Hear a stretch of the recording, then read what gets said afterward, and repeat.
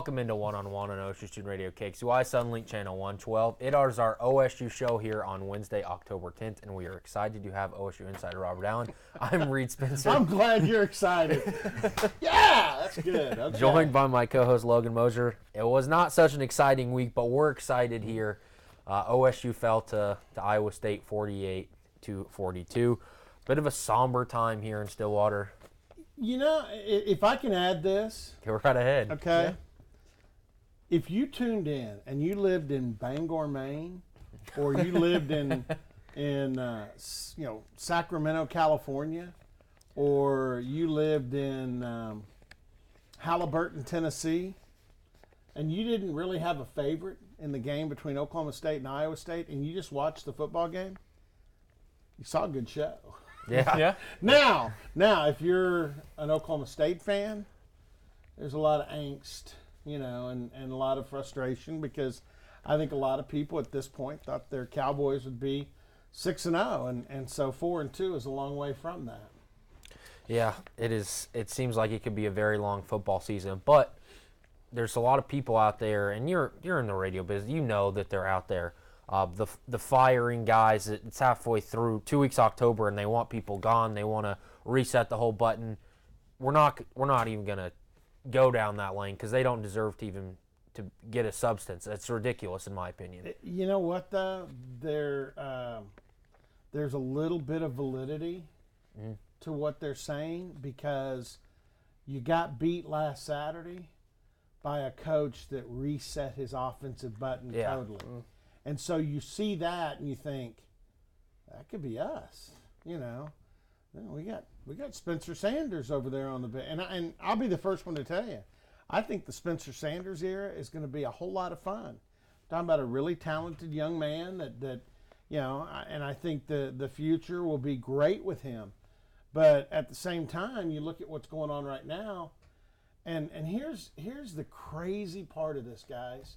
And I mean, if you've got an answer for me, I'd love to know it. I'm kind of a little bit like Mike Gundy is on Mondays at his news conference when he says, he was asked about the home losing streak, the 5 of 7 Big 12 games. He said, and I don't know. I wish somebody would give me an answer instead of a question because I'd put it to good use.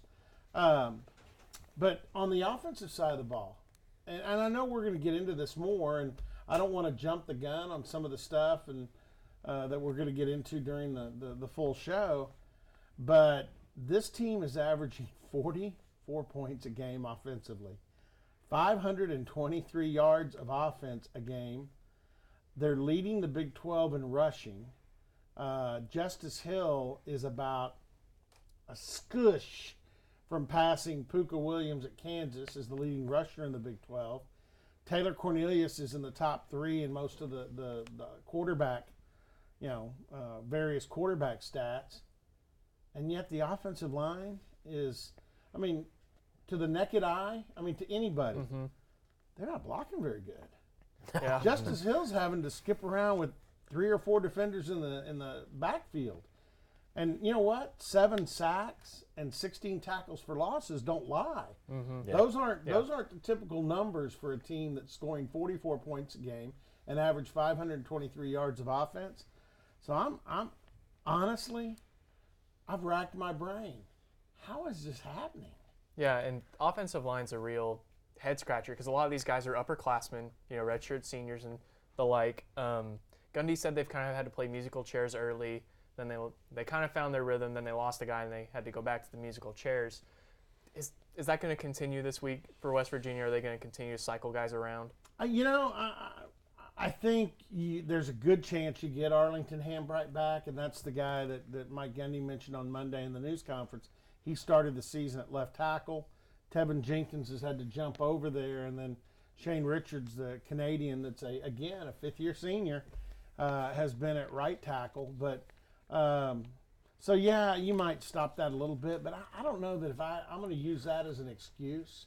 You still have 5 guys, and all 5 of them are, like you said, upperclassmen. There's not a sophomore or a junior on this. I guess maybe Tevin Jenkins is a redshirt sophomore, but that's still a third-year sophomore. Yeah. So, I'm along the lines of no excuses, but I'm still trying to figure out how the offense has done what it's done with with a not makeshift, but an offensive line that, by all accounts, and again I say by the naked eye, if you're in the stands at Boone Pickens Stadium or you're watching one of the games on television and you watch it, I think you sit there and go, my offensive line is struggling.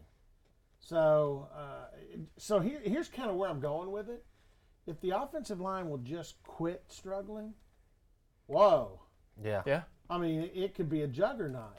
Now, that doesn't cover up anything on the defense, and I think we'll probably get into some of that too before we're out of here. But, I mean, I just kind of sent it toward that direction because to me that's the biggest enigma with this team is, boy, the offense is fabulous, but the offensive line's not very good. So if it came together all of a sudden, I mean, you might have a chance of having a team that people couldn't catch. So is that the frustrating thing for fans, do you think, is they're looking at this and you're going, it is a down year by all accounts for what OSU's done in the last decade or so. You look at the 2014 year, but now it's a senior quarterback that's going to be here at 1 year, and his replacement might be here 1 year. You look at those letters next to their names in the book, and it's JR and SR on the offensive line. They're not building anything. You have an experienced offensive line that's not very good and a senior quarterback. So for a rebuilding year, is that frustrating to look at and say, well, what's going on here? If this is what the seniors, this is what's supposed to be good, and it's not been great so far. For the most part, though, you will have, Johnny Wilson at center has another year. Marcus Keys has another year at guard. Tevin Jenkins, who's played all over the place, bouncing back and forth, has another year. Hambright has another year. So you are in a way you are building. And then here's what's going on behind the scenes. Behind the scenes, Josh Henson brought in a really talented group of 5 offensive linemen in the recent recruiting class, and now we're kind of. This is the kind of thing you talk about when there's nothing left to play for. And I still think there's something left to play for. So let's remember that too. But Jacob Farrell is a big kid from Sulphur, Oklahoma that had shoulder surgery that I saw back out this week for the first time just watching practice with a practice jersey on. He's not going, he's rehabbing that shoulder. Huge, athletic. I think he's going to be a tremendous guy. You got Hunter Woodard from Tuscola, Illinois. That's a big kid that'll be a guard. Bryce Bray from Bixby is in that class. He's a big tackle. Tyrese Williams. And by the way, Tyrese Williams has played in a game this year. He played the Missouri State game. Thought he might be the backup center, but he's just a freshman. He's going to be good. He's out of the Houston area. And then you've got Hunter Anthony, who was here in the spring, ran second team in the spring, but now is playing scout team. That group of 5 could literally be a starting offensive line in another year or two. And they are working in practice and building. So even though you may not see building going on Saturdays, building's going on all the time during the week. And you bring up a great point because, at this point at 4-2, it's not mathematically out of the equation that you'd be in the Big 12 championship game. And let's be honest, Texas beat Oklahoma. I know we're going to get into Big 12 results. This league's beating everybody up. You got to be pretty good the rest of the way when you've already got 2 conference losses. But I think at the end of the day, you're still playing for some honors this season. I'll tell you, I don't know how much it means to fans, and I'd love to know how much it means to you guys, but this team has 12 straight bowl trips. I want it to be 13. Yeah, and you look back at getting Mason Rudolph and what could have been. I've heard you say that on radio. What could have been that Mason Rudolph's freshman year? There's no telling where this program's at. But I want to talk about the Big 12 and what happened before we get into the offense after we come back from the break. Speaking of people not coming back, Mike Stoops is not going to come back, but we'll get into that in the next segment after a word from our sponsors. We'll be right back on One-on-One, OSU Student Radio, KXUI, Suddenlink, Channel 112. He was doing a countdown. I'm like, should I pitch to break? We're there for you. Tinker Federal Credit Union and OSU. Determining your future by selecting a major can be difficult. It's okay to be undecided. Connect with the College of Arts and Sciences, where your options are endless. Where you can uncover your passions and achieve your goals. Express your creativity by exploring a career in the visual and performing arts. Investigate new discoveries to make the world a better place with a career in science. Advance knowledge, communicate progress, and contribute to a healthier planet with a career rooted in the social sciences. Discover your career by looking at the world from different perspectives through the humanities. Realize a better tomorrow through problem solving and mining data that can change lives. Cash prepares you to succeed through internships, study abroad, student-guided research projects, and service activities. With 109 majors, 52 minors, and 24 departments, the only thing missing is you. College of Arts and Sciences. Connect. Achieve. Succeed. When you have a team of physicians and nurses that really truly care about their patients, that translates into patient care. It's a small practice, it's a small town. Everybody really takes that time to put the patient first. Everybody cares what's happening to me and that I'm making progress and I'm gaining my freedom back and my mobility back. This patient is saying thank you.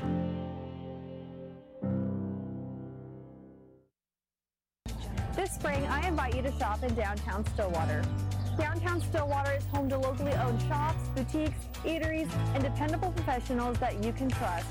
Find the perfect gift for your graduate, have a delicious meal with mom, or just stop in to enjoy great spring savings. By creating a demand for local goods and services, you can ensure a place for the local businesses that help give our community character and keep it unique.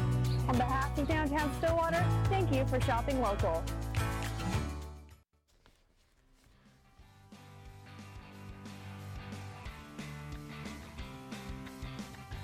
Welcome back to One on One on Ocean Student Radio KXUI, on Link Channel 112.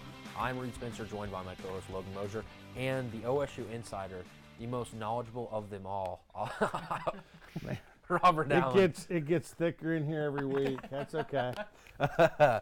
But before we break down what happened offensively on Saturday, the 42-point production by Oklahoma State offense, I want to talk about what happened in the Big 12, because the Red River rivalry was one of the biggest in the country, obviously the biggest in the conference, and Texas was up by 21 in the fourth quarter.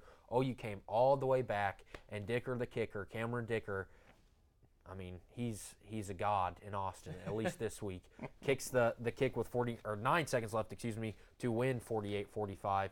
What does this mean for the Sooners? Oh, I mean, everything's in their grasp. I mean, as long as they keep winning, they'll have a chance to go back and play Texas in a rematch or whoever if Texas falls. So, I mean, as far as the college football playoff, puts a big dent in that.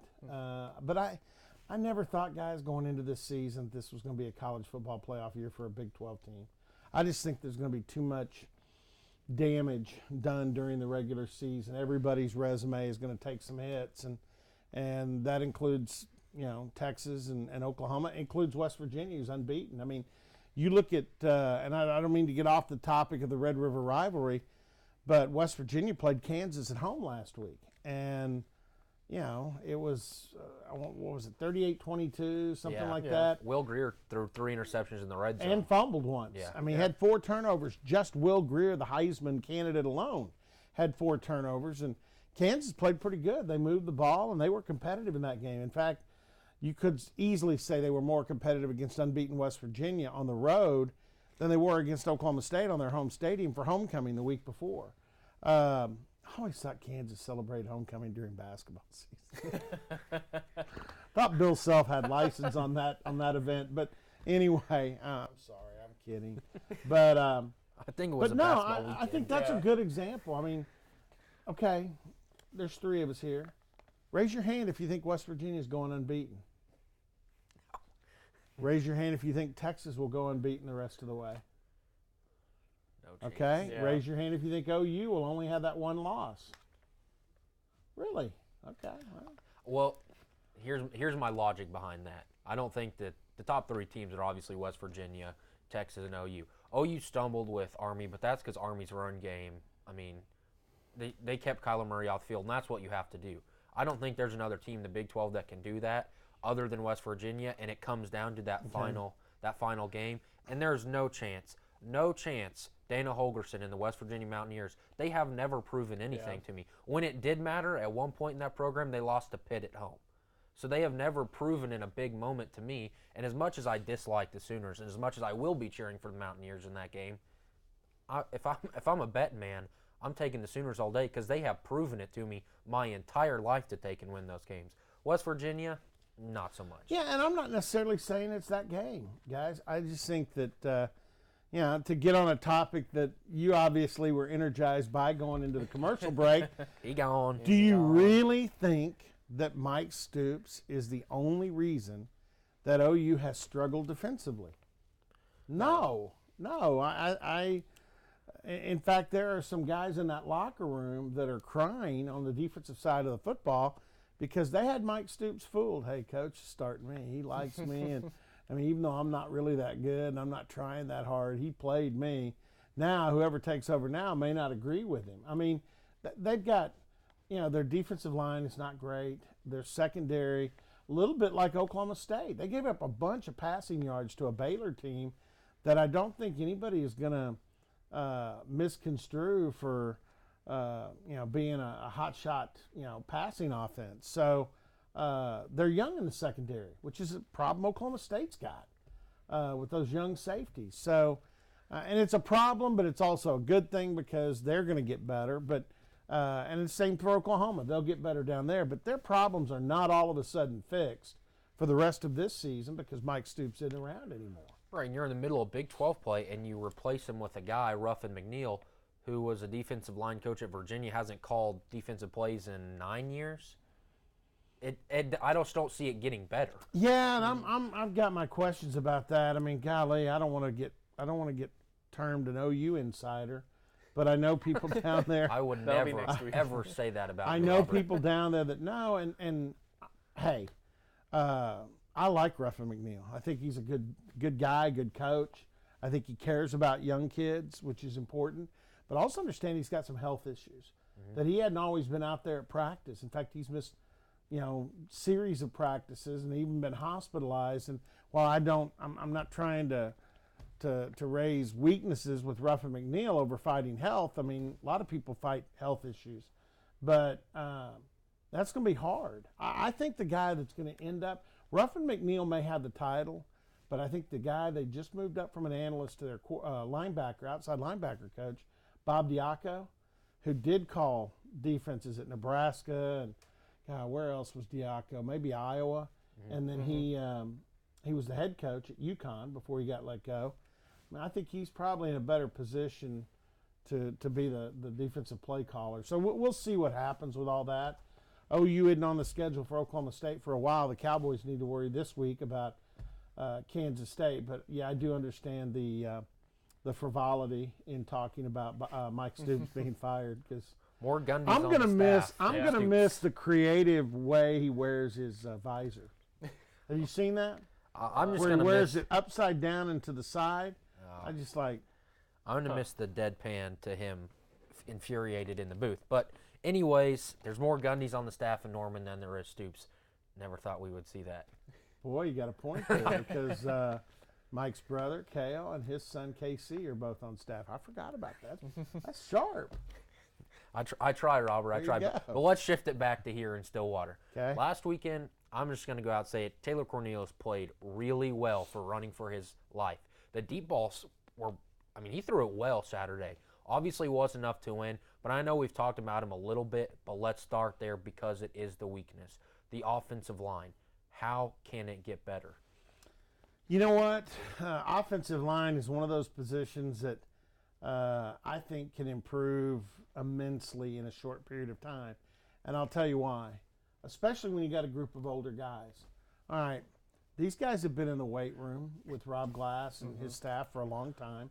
They're strong. I mean, you look at Larry Williams and Arlington Hambright and Johnny Wilson. Those guys look the part.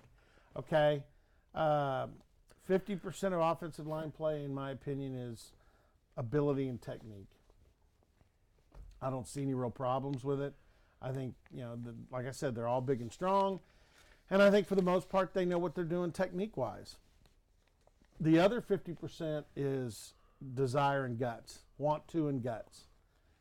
And golly, the worst thing I think you can say to a college football player is, man, you don't look like you want to. You don't look like you're trying hard. I'd like to think that's not the problem, but that is something that can be corrected literally overnight. I mean, a guy decides, you know what, I'm not going to get beat. And here's the other thing fans need to understand. When you stand up there or you sit up there in the stands and you criticize an offensive lineman, just understand what his world is about. He's in a fist fight every play. I mean, somebody hits an offensive lineman literally every play, in the gut, in the shoulder. Sometimes if they can get a hand up under, they get a chin or something. I mean, it's a very physical life down there. So that you literally have to, every play, I'm going to sacrifice my body in some way so Taylor Cornelius can stay upright, or so Justice Hill can have a hole to run through. You got to rationalize it's that damn important, and then put that to work on Saturday. Yeah, gave up 7 sacks, 5 quarterback hurries, and 16 tackles for loss. So you would like to see him get better. Yeah, here's another thing, too. And I'm in the midst of writing. In fact, I was working on this story before I came over to tape the show. Taylor Cornelius. Would you guys say he's a friendly guy? Yeah. Yes. Would you guys say he's accountable? Yes. Yeah. Could you ever picture him throwing any of his teammates under the bus? No. Not with the post game that he gives. No, he takes the blame for. I mean, he's taking the blame for world hunger, and believe me, I don't think it's his fault. You know, as we see some of the highlights here, but I'm doing a story on, is he that way behind the scenes in the meeting room, in the locker room? Because I can tell you this for a fact, Mason Rudolph, you know, seemed like a good guy, always supporting his teammates and everything. I can tell you behind closed doors, if Mason didn't think you were doing your job, he got in your grill. He'd call you out. Yeah. And he wouldn't call you out publicly, but he would call you out in front of your teammates, in front of the team. And sometimes that rubs people the wrong way. You know what? If I'm an offensive lineman and I realize Taylor took the blame for those sacks. Those guys are playing great, and I should have gotten rid of the ball quicker. Really? You got to be kidding me. You know? If I'm Taylor behind closed doors, I'm in those guys' grill, and I'm saying, look, I'm not going to throw you under the bus. I'm not going to go tell the media that you missed your block, you know, and your guy, you know, knocked the crap out of me to where I didn't know which day it was. But I'm telling you right now, you better get that fixed. Yeah. Yeah. You know, I mean, so does that happen? I don't know, because Taylor told me, when I have to. And then one of the offensive linemen, Larry Williams, in fact, said, oh, he's the same all the time. Man, he loves everybody, and he's always, you know. So, you know, I don't know. At this point, if I'm Taylor, I may want those offensive linemen just a little bit ticked at me. Yeah. Yeah. I mean, because you got to change the pattern somehow. Yeah. Yeah, for sure. And one thing that Because right now the pattern, he's on his butt. Yeah. Or back. Yeah. One of the things that did change, though, Tylan Wallace didn't get all the catches. Cornelius did a good job of spreading it around. Can you kind of talk about that and like what the receivers thought about that? Yeah, I think he's done that the last 2 weeks. And did it take Jalen McCleskey leaving? Because I don't think that was the real issue with Jalen, but it may have woke Taylor up a little bit because, you know, Tylan was getting a high percentage of the targets. Now, I would say this: Tylan's the best ball skills guy you got. So if I'm a quarterback and all things are equal, I'm probably throwing it to Tylan. Yeah. Because he comes down with more of them. But no, I think it's good. I think it's good Tyron's involved. And you know what? Watch Dylan Stoner, because I think as Dylan gets completely healthy, along with Landon Wolf, now you've got a foursome that's pretty good there. Well, we're going to talk about that. Obviously, the defense coming up is they scored 42 points, but it wasn't good enough as Brock Purdy had a day here in Stillwater. But we're going to get into the defensive struggles on Saturday. We'll be right back on One-on-One OSU Student Radio.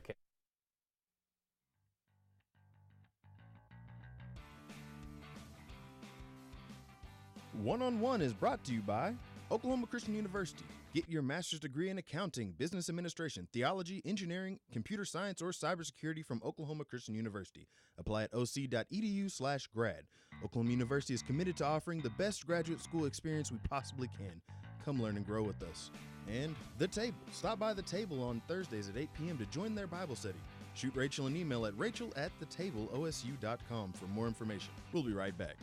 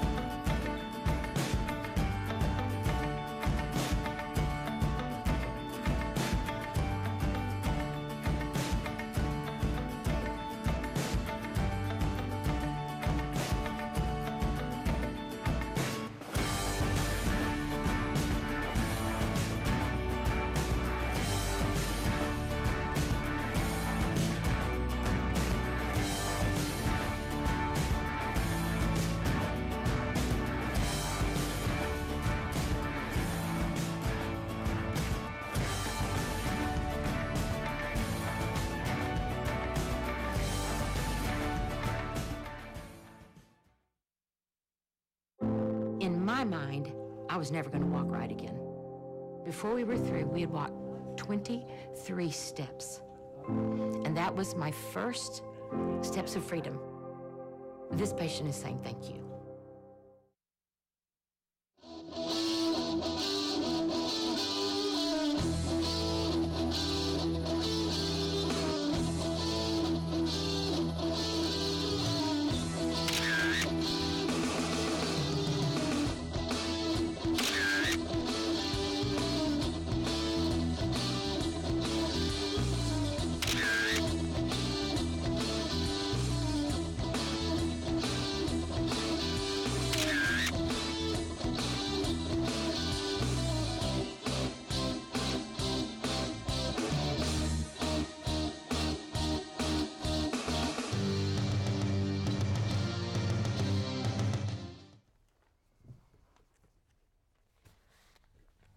Welcome back to One on One on OSU Student Radio KTUI, Sunlink Channel 112.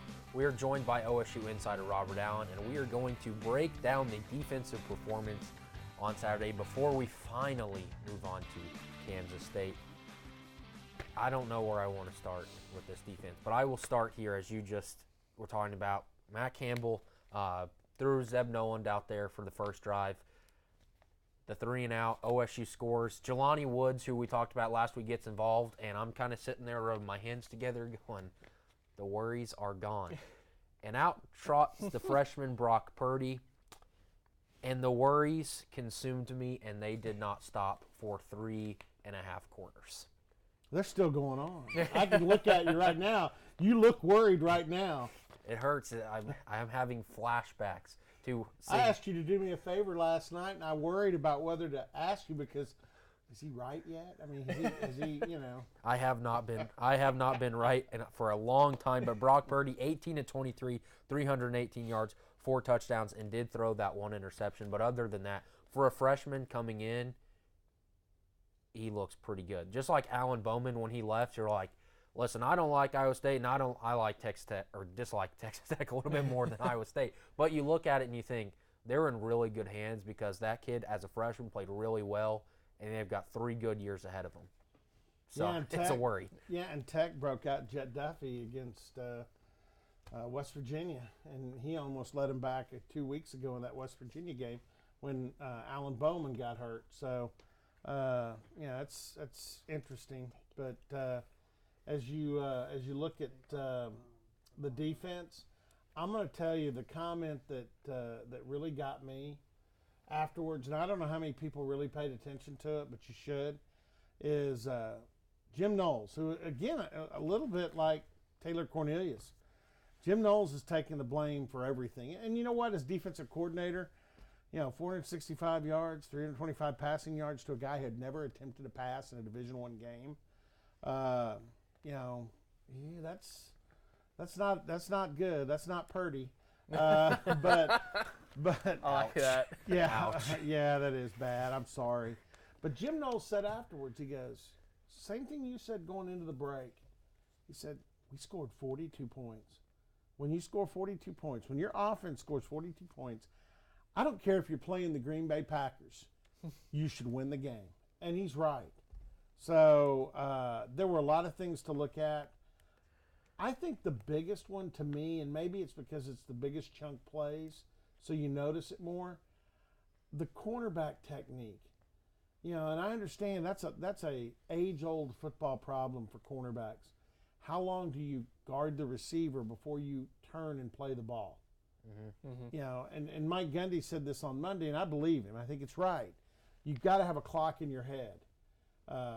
You know which athletes in the world have the best clock in their head as far as timing? It's just a quiz. In all of sports? All of sports. I'm convinced of it. Catchers in baseball? Jockeys in horse racing. Yeah. Because they know they can only push their horse. Most of the time they're racing 3/4 of a mile to 1.5 miles. And that horse really can only go top speed about 1/4 of a mile. So they got to figure out in their head at what time in the clock to turn that on. Corners have the clock where it's, okay, I'm guarding receiver. When do I turn for the ball? When do I turn?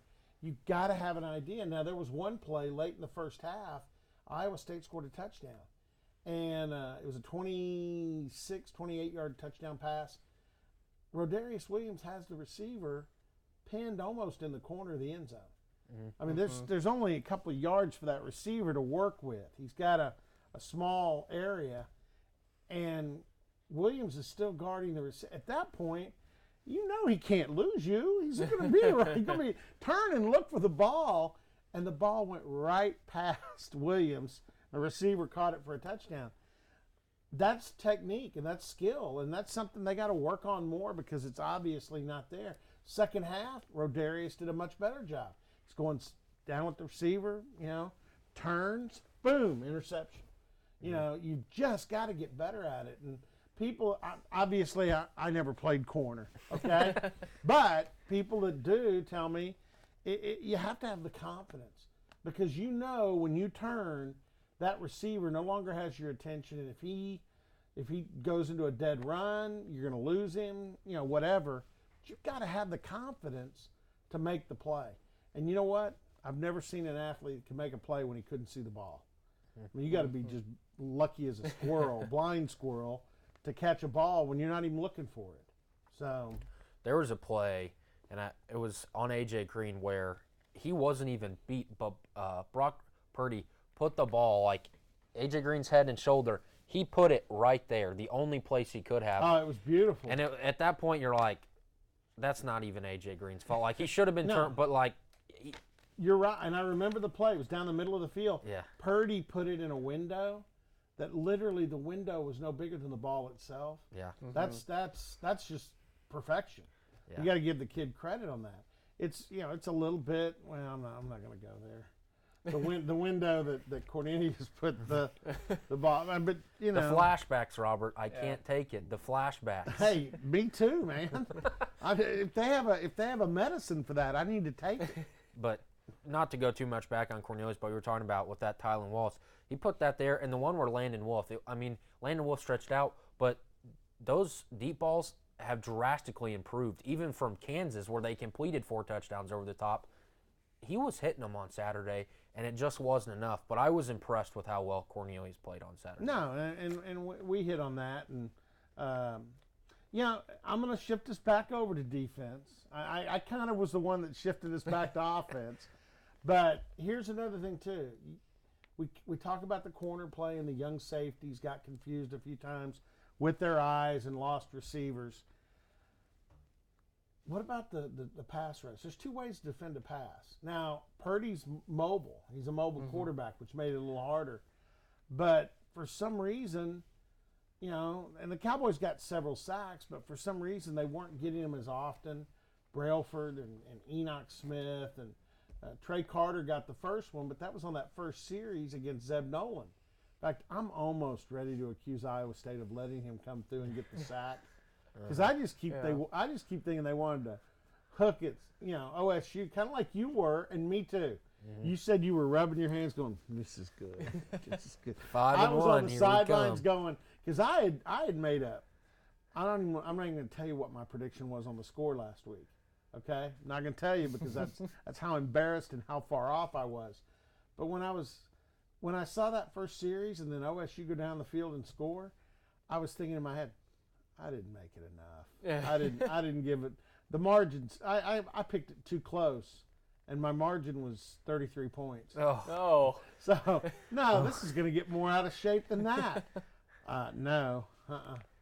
Well, Iowa State and we kind of talked about it last week. As bad as they were, the 1-3, struggling the way they did, but Matt Campbell is a good coach. Do you think I keep thinking we're making people more sick out there. we probably are. One thing that they were good on with Iowa State is 3-11 on third down. But unfortunately, Iowa State didn't have a lot of third downs. They went for it on 4th down at one time and got it. But David Montgomery's not there. And I don't know if you can fully blame it on the defense. When Brock Purdy comes in like that, there was no tape on Brock Purdy. I mean, they knew what he was capable of, but, I mean, it was a gotcha moment for Iowa State, and it happened. It is what it is. You see 40. I got a story about 47 there that's blocking there on the – I tell you what, he's a strong young man. Anyway, There he is again. 40. I'm going to see 47, and I'll tell you why later. It may be on the air, maybe off.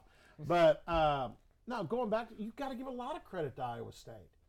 That was a bold plan. They got out of their comfort zone and realizing that, and even Zeb Nolan was beat up. They admitted he was kind of beat up. Kempt wasn't ready to come back, their original starting quarterback, and they didn't have David Montgomery. So, okay, how can we compete? Well, let's bring this kid in, let him run a little bit. He's got a decent arm. Let's just throw out something completely different and see if we catch him off guard. Now, that's great for the first half, but you at some point in the game, you've got to adjust. These are not plays Oklahoma State had not seen all season. Yeah. They saw some of this stuff against Kansas. They saw a good chunk of it against Missouri State. Some of it, the quick screens, the quick passes, they saw against Texas Tech. So at some point, you got to say, okay, we've seen this. Let's defend it. And for the most part, Iowa State was able to do what they needed to do the entire afternoon. Yeah, and something I want to ask you guys, and I ask you both every week, what's your grade for the special teams? Because it was not good on Saturday. A big fat F. Zach Seiner made the smart play in the end zone. He will. That was a smart thing. But to get hit in the face mask with a punt in the end zone and then to lightly jog over to kick it off, that was a Brock. They were going to do that. Brock Purdy was going to do that. Everyone, at least Iowa State, you kind of saw that coming. But for me, as soon as that bounces off Zach Seiner's face mask, you kind of go, uh-oh. Not this again. And that, for weeks, that is the most frustrating thing for me. And if you listen to me on radio at night, I go 2 hours constant about this, is the offensive line and the special teams. It's just been bad. Yeah. And you sit here and you think, well, if I know it, if I can sit here and do a show, Reed Spencer, a junior in college, can tell you this is bad, then Mike Gundy definitely knows it's bad. Hinson knows it's bad. There was a special teams coach, which there's not. There's not right now. No, there is. Oh, there is. It's not a full-time. I'm talking if they had a full-time, like most elite programs would. Just saying that. It's bad, and it doesn't seem to get better. They've got some good weeks when Gundy comes out, well, I coach special teams that week. It's just frustrating to me that it doesn't get any better. There's some good weeks better than others, but they've never had a great output this season to me. Yeah, boy, there's some areas they are better this year. One of them is kickoffs, and I get mad about kicks out of bounds. I don't like 35, but the 35 is the starting point for the opposing offense. But I will say this, for the most part, they've done a good job on the kickoffs, and it's probably 90% touchbacks. The other thing is, and I don't know when it'll be, it could be this week, because K-State does not kick it into the end zone. Their kickoff specialist doesn't have that strong a leg. Chuba Hubbard is this close to breaking one off. Yeah, so there are areas, and you know what? Understand about Zach Seiner. Talk to him about it this week. I mean, he's sincerely, upset about it. Doesn't know why it happened. Said it was a great snap. I mean, said everything you said there, except maybe not quite as much mustard in it, or enthusiasm. He was much more solemn than you were. That's what I'm trying to say. But I think the special teams overall are a little bit better. I do. But last week was not good. Not good. And that's something that going in that we'll talk about before we take a break here is as bad as K-State is Bill Snyder. But Bill Snyder, though, when you look at the history of this Mike Gundy, Bill Snyder thing, special teams, Snyder's not this year. They are griping like they're saying worse than what you're saying. Well, Bill Snyder is not in a good mood. We're not in a good mood right now, but we'll see. We're going to get into K-State after break. You're watching One-on-One on Ocean Radio, KXUY, Suddenlink, Channel 112. One-on-One is brought to you by Oklahoma Air National Guard. Contact Oklahoma Air National Guard at 800-GO-TO-ANG or visit their website at goang.com/OK for more information about how to get 100% college tuition.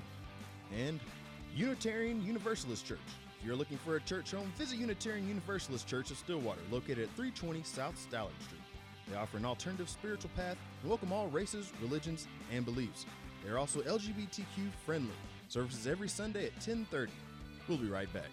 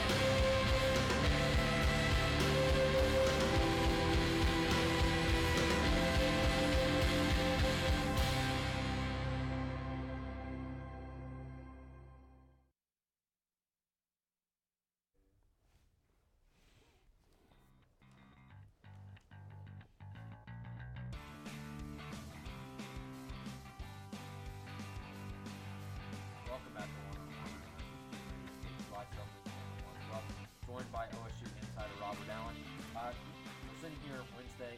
Thoughts and prayers to our Yankees fans out there. Wow. The Red Sox took them down last night. Jason Colicchio, we are thinking about you. It will get better. Spring training is just You know around the what? corner. The Astros will get him some revenge. Yeah. I got the Astros in the American League Championship What Series. about the NL? I don't like either one of them. I mean, the lesser of two evils, probably the Dodgers.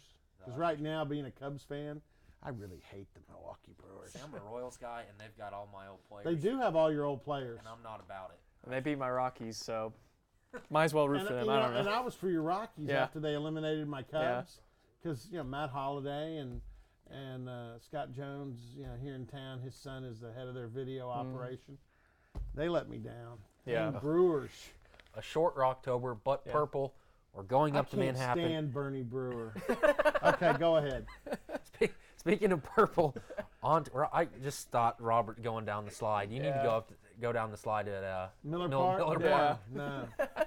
Only if it's after the Cubs clinch a series against the Brewers for some reason. Hey, you never know what can happen next year. But up in Manhattan, the Little Apple, the 2-3 Kansas State Wildcats, as we just talked about, Bill Snyder 2-4. 2-4.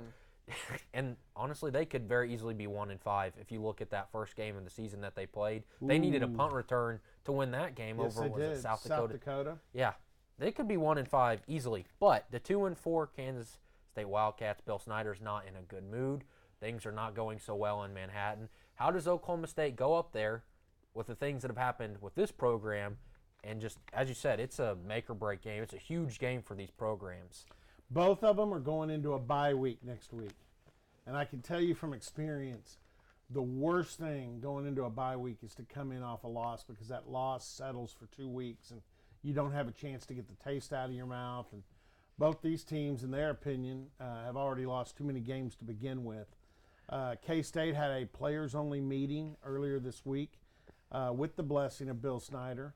So they're trying to reset that way. Oklahoma State has had what I would consider an aggressive week of practice. I'm not saying they've gone out and banged heads every day, but I think they have they've kind of accelerated the tempo. They've gone a little bit longer. I mean, at least it's felt like it's gone a little longer to me. So both these teams have an urgency about them, and I would say Saturday nearing kickoff, guys, there'll be some desperation in the air, because if K-State loses, they're 2-5 going into a bye week, and they still have OU, TCU. In fact, TCU is their first game back.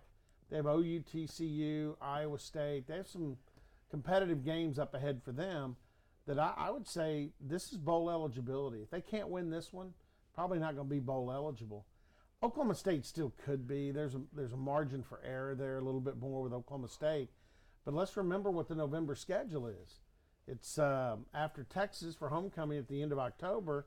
November is Baylor, Oklahoma, West Virginia, and TCU. Not a cupcake schedule. So again, and here's two programs too. And we said this earlier. I brought this up. The bowl streaks.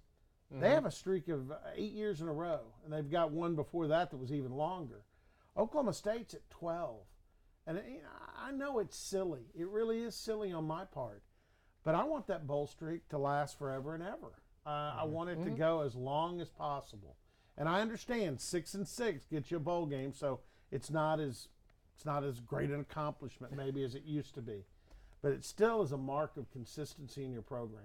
And you don't want to go into an off season ending against TCU. You don't want to leave Fort Worth with nothing else to look forward to other than spring ball. And I'll go back to one of your first early points, Reed, and that was development.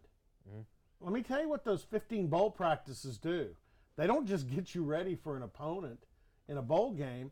You spend a lot of time in those practices with your young players, your redshirting players, guys who've been on your scout team all year that next year are going to be competing for places on the depth chart, and you work with them a lot. It's almost like, and I know everybody has said this before, it's like having a second spring practice.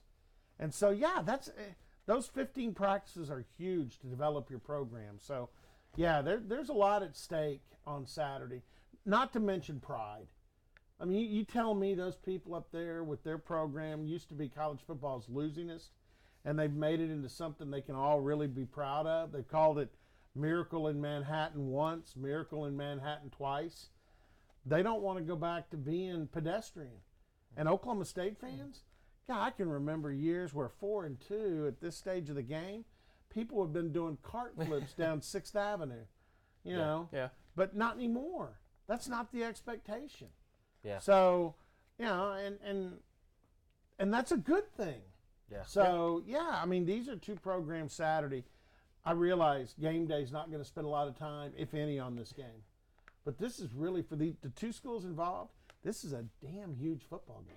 Yeah, for sure. And, you know, we advise people not to bet on college athletes, but if you look at the spread, it's 6.5. We're favored by 6.5. And I just like to use that as a gauge for how close it's going to be. Is that accurate? Is this a less than a touchdown football game? Well, it has been for a long time. I mean, even last year when I thought K-State was going to railroad Oklahoma State right out of their own yard, OSU closed in a fury and had a chance there at the end. The games in Manhattan are the ones that have, I mean, my wife's going with me to the game, and she reminded me of the last time she went. OSU had like a 17-point lead in the fourth quarter, and K-State came back and won. And she's like, boy, I sure hope that doesn't follow me and come back. I said, no, honey, if OSU loses Saturday, it will not be your fault, I promise. So a lot of times Oklahoma State in here in Stillwater against Kansas State, and they've gone to Manhattan, Hunziker has been able to use the Cardiac Cowboys term a lot in these games because, was it 2 years ago when we went to Manhattan, they won Jordan Stearns. Yeah, the interception. Interception in the end zone. And OSU's up by 6, so K-State's gunning for the victory there. Yeah. Oh, yeah, that's what I'm saying. And 2011. If you have nitroglycerin tablets, you know, prescribed, do not forget them because you will need them. If you're prone to heart issues, you need to, if you have high blood pressure, take your blood pressure medication because this OSU K-State games have not been for the faint football fan. Yeah, they are fun to watch. Certainly you always want to see Oklahoma State win. But Oklahoma State total defense is number 74 in the country. K-State 97 in total defense. We're giving up 390 yards per game, 5.3 a play. K-State, on the other hand, 422 a game and 5.75 per play. We are 13th in total offense. They are 111th, excuse me, It's a big in number. total. Yeah. Oklahoma State averaging 523.3 yards per game, 7 yards per play, 28 allowed per game, and 44 points scored. K-State, 345 allowed per game and 5.4 per play, or on offense, excuse me. They're scoring 27 points, or 22, and allowing 27. So if you look at that alone, and that's not how you define a football game, because rarely do you look at stats like that and it works when you're playing another Power 5 team. But Oklahoma State is winning in these categories. Is that going to make a difference Saturday? Well, here's the one thing I think can make a difference. Oklahoma State's more explosive on offense.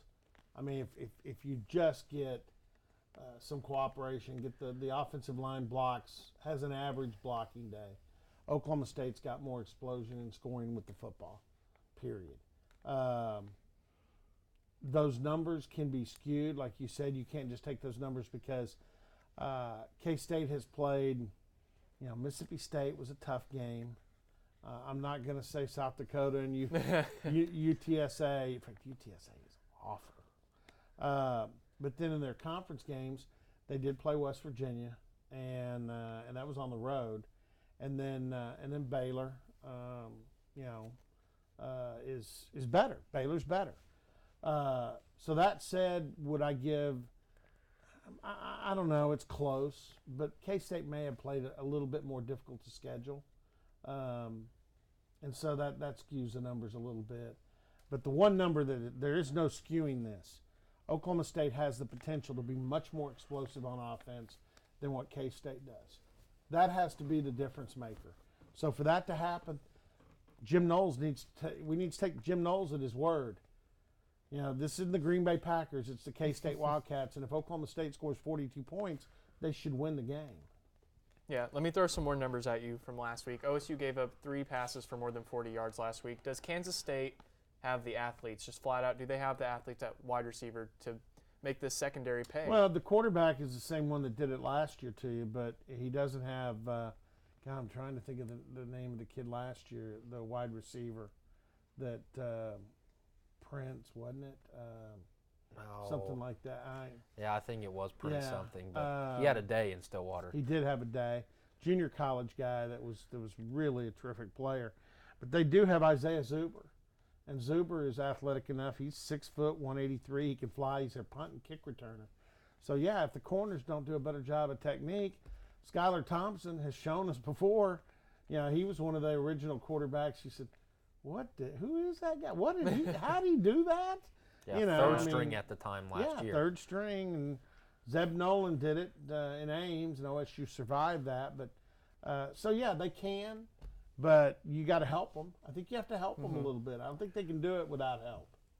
So you look at what the offense, the explosion that you're talking about. One thing that we haven't really seen since South Alabama and Missouri State is that 4-back Justice League of the speed of Justice Hill and Chuba Hubbard, and then getting punching somebody in the mouth with LD and JD. Are they healthy enough to use those 4 guys? And if they are healthy, will they use them? Yeah, I think the coaches honestly have been the ones to take the blame for not getting all 4 backs. Now LD is back from injury. He was injured and not ready for a couple of weeks. I think the one they really want to get some action into is JD, because he gives you a change of pace. Maybe not quite as quick as either Justice or as explosive as Chuba, but he's so doggone strong. I mean, you have the perfect tackle position on him, and you may get cleats in your face. I mean, he'll just run you down. So I think they do want to get him more involved. And here's another thing, guys, I'm going to throw out there. I think you got to get Taylor some more carries. I think you need to, I don't want him carrying like 15 times. Yeah. But I think you need to get him 6 to 8 good carries, and I'm not talking about scramble out because the pass rush and the pocket collapses. I'm talking about 6 to 8 zone reads, 6 to 8 quarterback draws, 6 to 8 quarterback powers, actual designed runs. Is that offense better Saturday? OSU? Offensive line, excuse me. Is the offensive line better Saturday? I hope so. Yeah. I mean, yeah, and here's the thing. I went through the recruiting class. They're freshmen. Josh Henson is a good coach. I mean, I'm not going to sit here and say, you had this problem in the past. Have there been some offensive line coaches at OSU that shouldn't have been here? In my opinion, yes. But Josh Henson is one that I think is, the guy's also been an offensive coordinator. I think he and Mike Yursich are on the same page. I think they work well together. I'll tell you another, Casey Dunn, the wide receivers coach, I think is a big player in that group as well. So, I do think the offensive line will play better, but if you're asking me, can I guarantee it? No, because the sample size I've seen hadn't been great. Well, it's another homecoming game that they have to go up to, the Sunflower State. Unbelievable. Everybody is scheduling Oklahoma State for homecoming. But we do have a bye week, and then we get into Texas. But certainly the important one is at 11 o'clock at K-State on Saturday. So thank you for coming in. We'll be back next Wednesday to talk about this and probably just give a mid-season recap of everything that's happened. And hopefully we're talking about a 5-2 Oklahoma State Cowboys team. But watch the Cowboys or travel up to Manhattan. Thank you for watching One-on-One. We'll be back on Friday. You've been watching One-on-One on OSU Student Radio, KXUI Sunlink Channel 112. Determining your future by selecting a major can be difficult. It's okay to be undecided. Connect with the College of Arts and Sciences, where your options are endless. Where you can uncover your passions and achieve your goals. Express your creativity by exploring a career in the visual and performing arts. Investigate new discoveries to make the world a better place with a career in science. Advance knowledge, communicate progress, and contribute to a healthier planet with a career rooted in the social sciences. Discover your career by looking at the world from different perspectives through the humanities. Realize a better tomorrow through problem solving and mining data that can change lives. Cast Crazy to succeed through internships, study abroad, student-guided research projects, and service activities. With 109 majors, 52 minors, and 24 departments, the only thing missing is you. College of Arts and Sciences. Connect. Achieve. Succeed.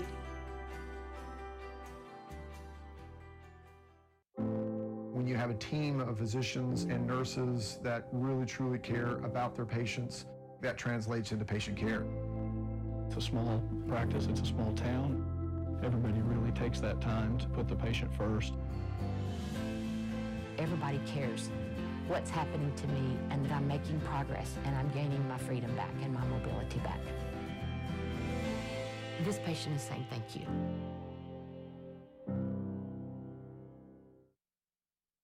This spring, I invite you to shop in downtown Stillwater. Downtown Stillwater is home to locally owned shops, boutiques, eateries, and dependable professionals that you can trust. Find the perfect gift for your graduate, have a delicious meal with mom, or just stop in to enjoy great spring savings. By creating a demand for local goods and services, you can ensure a place for the local businesses that help give our community character and keep it unique. On behalf of Downtown Stillwater, thank you for shopping local.